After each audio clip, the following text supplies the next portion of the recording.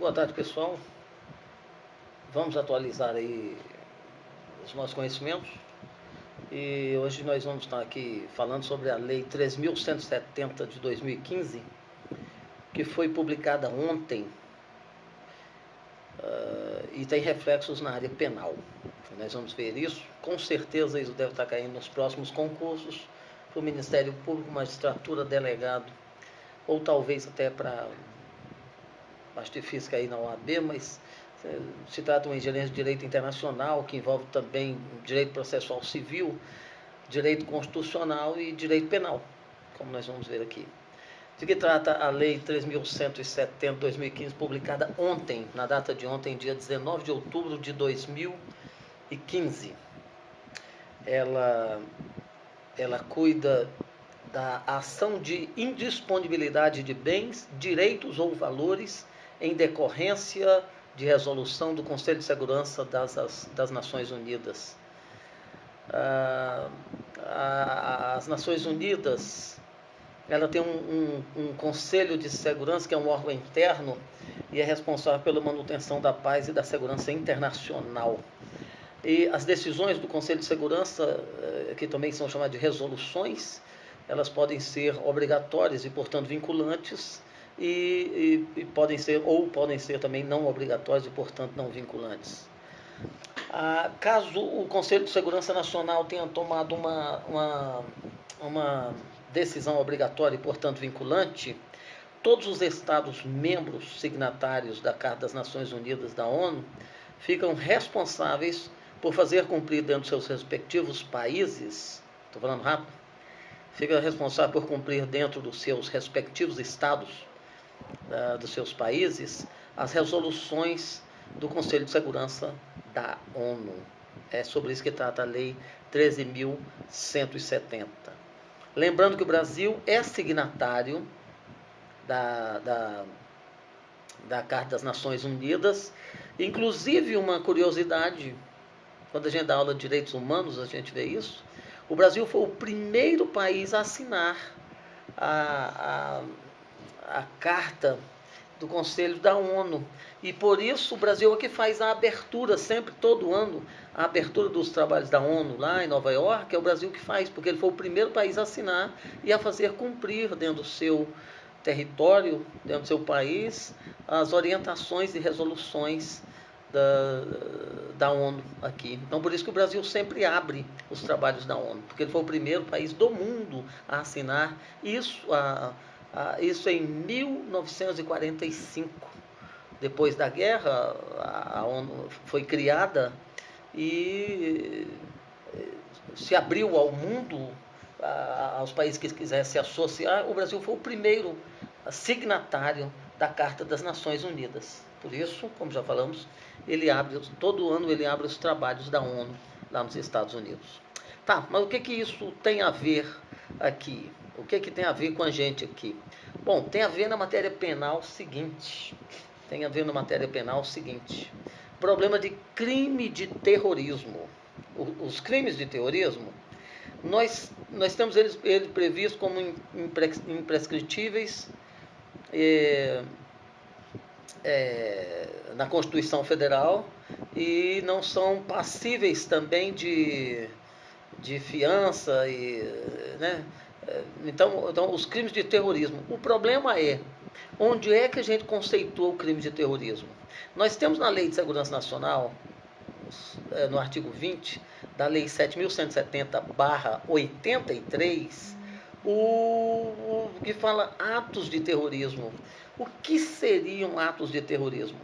Quando eu dou aula no Penal 1, que a gente está falando sobre o princípio da taxatividade da lei penal, a gente fala muito sobre isso, porque a lei penal ela deve ser taxativa, ou seja, ela deve, por natureza própria da lei penal, definir uma conduta que ela quer incriminar, que ela quer punir. E essa conduta não pode ser definida como uma conduta de modo vago, né? Nós vimos que houve um problema quanto ao princípio da taxatividade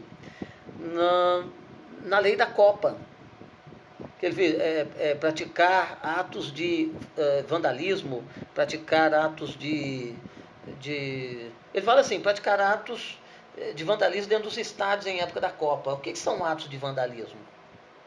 Entendeu? Praticar tumulto, tem outro artigo que diz, praticar tumulto por ocasião da Copa. O que é tumulto? Xingar o guarda seria tumulto? O guarda, o policial? Xingar o juiz seria praticar tumulto? Se a lei não define a conduta específica que eu quero incriminar, essa lei é inconstitucional, porque ela viola o princípio da taxatividade penal. Quem está fazendo direito penal 1 comigo, a gente estudou esse princípio adequadamente. Ele está ligado ao princípio da legalidade. Né? O princípio da legalidade diz: não há crime sem lei anterior que o defina. Mas a lei anterior deve defini-lo de modo taxativo. A lei anterior deve defini-lo, a conduta, em todos os seus termos, inclusive especificando os verbos. Quando nós estudamos no Penal 2, Penal 3, no direito penal, nós estamos estudando elementares e nós sabemos que dentro das elementares, o núcleo da conduta, da ação, ela vem através de um verbo. Eu sempre sublinho o verbo, eu digo, olha, sem esse verbo não existe essa conduta criminosa. No homicídio, por exemplo, sem matar, sem eu tirar a vida de outra pessoa, a mim não pode ser imposta uma sanção penal de crime de homicídio. Então veja, a lei penal deve definir: matar alguém, subtrair para si ou para outra em coisa alheia móvel. E não pode simplesmente colocar, praticar tumulto, né? Praticar atos de vandalismo, sem definir o que sejam atos de vandalismo, porque aí ela fica aberta e depende da interpretação do aplicador da lei, inclusive do aplicador da lei, que naquele momento é a pessoa que entra em contato diretamente com o suposto infrator. E ele pode, se tiver aberta a conduta, identificar e dizer, só o fato de você estar me olhando já é ato de vandalismo, está preso. E aí, o princípio da legalidade não serve para nada, porque ele é uma garantia constitucional contra o arbítrio estatal, contra o poder punitivo do Estado. Se nós viemos em longas eras, muitos e muitos anos de história, de luta, de sobrevivência, muitos que perderam a vida, para nós definirmos e limitarmos o poder punitivo estatal, nós não podemos agora abrir mão e deixá-lo ao vedrio, à vontade livre de quem quer que seja, principalmente de quem não tem um preparo suficiente para me indicar ou me impor uma sanção ou uma restrição à minha liberdade, simplesmente porque ele entende que seja assim, já que a lei viola o princípio da taxatividade e deixa na mão dessas pessoas. Então, são coisas inconstitucionais, são atitudes, são atos inconstitucionais, quando você deixa passar uma lei violando o princípio da taxatividade. Atos de terrorismo previsto na Lei 7.170, Lei de Segurança Nacional, por muitas vezes já foi levantada a questão de sua inconstitucionalidade. No entanto, o Supremo nunca definiu como inconstitucional, até porque isso age sob provocação, e ninguém nunca o provocou para tanto. E existe ali, no artigo 20 da Lei de Segurança Nacional, Lei 7.170/83. Leio para vocês aqui, está no meu computador, parte do voto do ministro Celso de Mello, para mim, o decano do Supremo Tribunal Federal, STF, e um dos mais preparados ministros ali. Os votos dele são verdadeiras aulas, lições de direito, de cidadania, de dignidade da pessoa humana. Olha o que ele diz sobre terrorismo.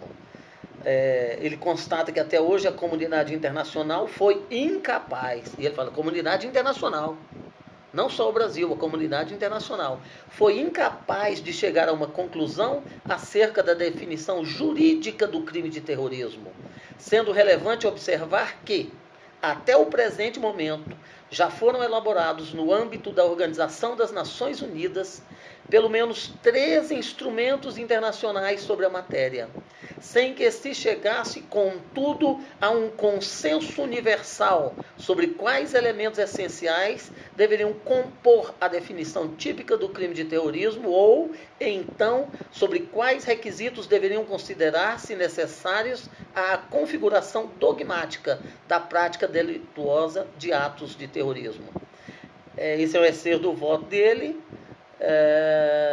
no PPE 730, Distrito Federal, julgado em 16 de dezembro de 2014. Em outras palavras, o problema do crime de terrorismo é algo polêmico. René Ariel Dott, ele é muito difundido no meio doutrinário, ele tenta, de alguma forma, estabelecer alguns parâmetros pelos quais nós pudéssemos definir o que seria essa conduta de terrorismo, ou atos de terrorismo, ou mesmo crime de terrorismo. Mas ele não tem unanimidade, nem no Brasil e nem... porque não, no aspecto legal ainda são atos vagos, e como se vê a dificuldade não só aqui no Brasil, como fora do Brasil. Ele diz, René Ariel Dott, o terrorismo pode ser definido como a prática do terror como ação política, procurando alcançar, pelo uso da violência, objetivos que poderiam ou não ser estabelecidos em função do exercício legal da vontade política. Suas características mais destacadas são as características: a indeterminação do número de vítimas, a generalização da violência contra pessoas e coisas, a liquidação, desativação ou retração da vontade de combater um inimigo pré-determinado, a paralisação contra a vontade de reação da população e o sentimento de insegurança transmitido principalmente pelos meios de comunicação.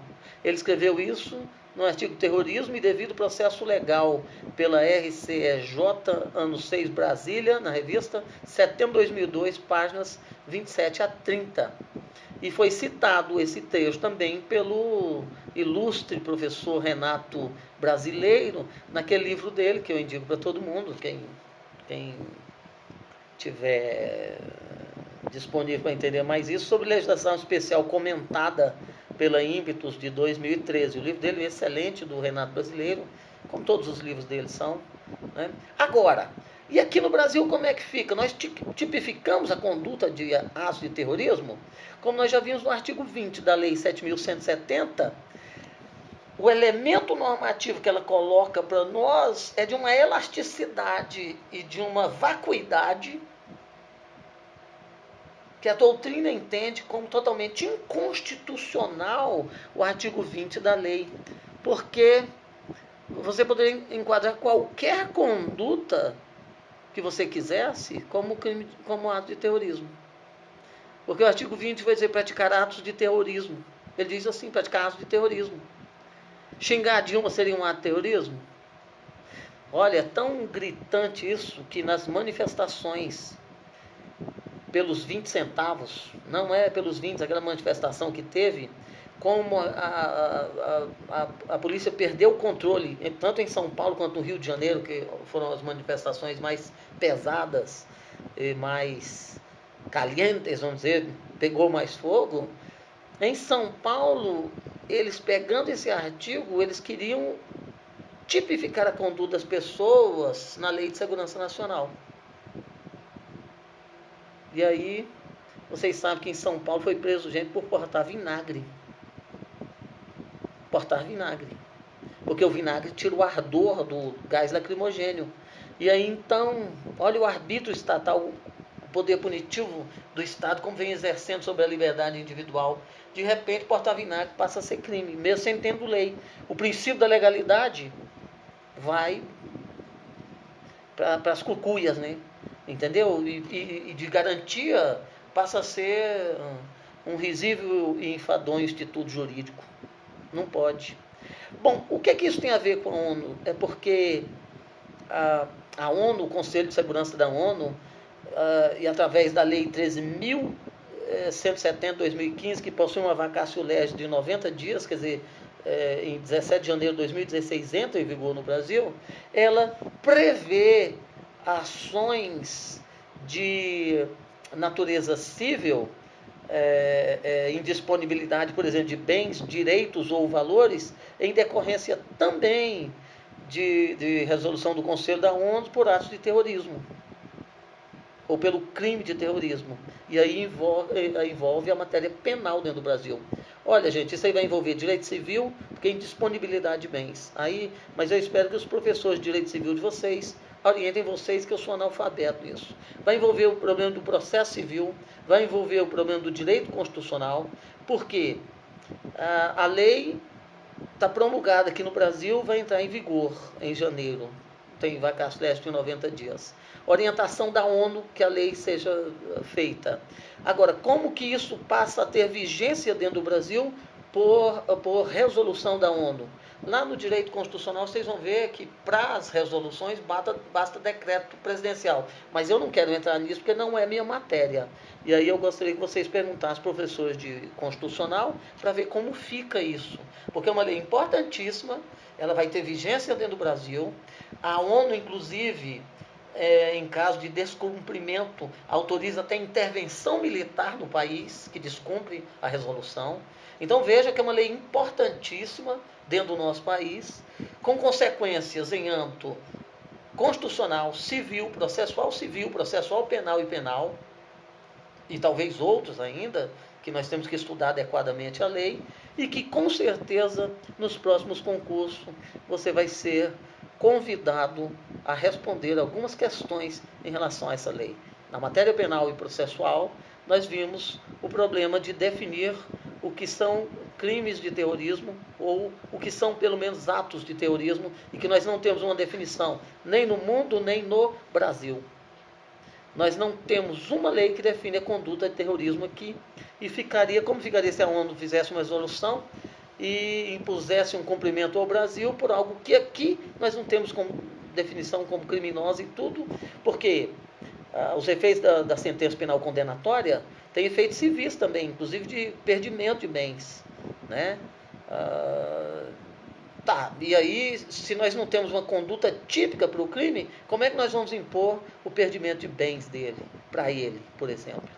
Entendeu? Então é uma coisa que nós vamos ter que acompanhar como vai ser o desenrolar disso, principalmente também dentro do Supremo, que com certeza vai ser chamado para limitar o âmbito de abrangência dessa lei ou para estendê-lo através de uma interpretação. E aí nós temos que acompanhar isso aqui para frente. Bom, essa é a nossa dica de hoje. Estava aqui estudando, me deparo com a lei de ontem, promulgada ontem, vai entrar em vigência tem uma vacatio legis em 17 de janeiro, e com certeza é algo que vai ser cobrado em concurso público aí para vocês. Boa tarde e até mais.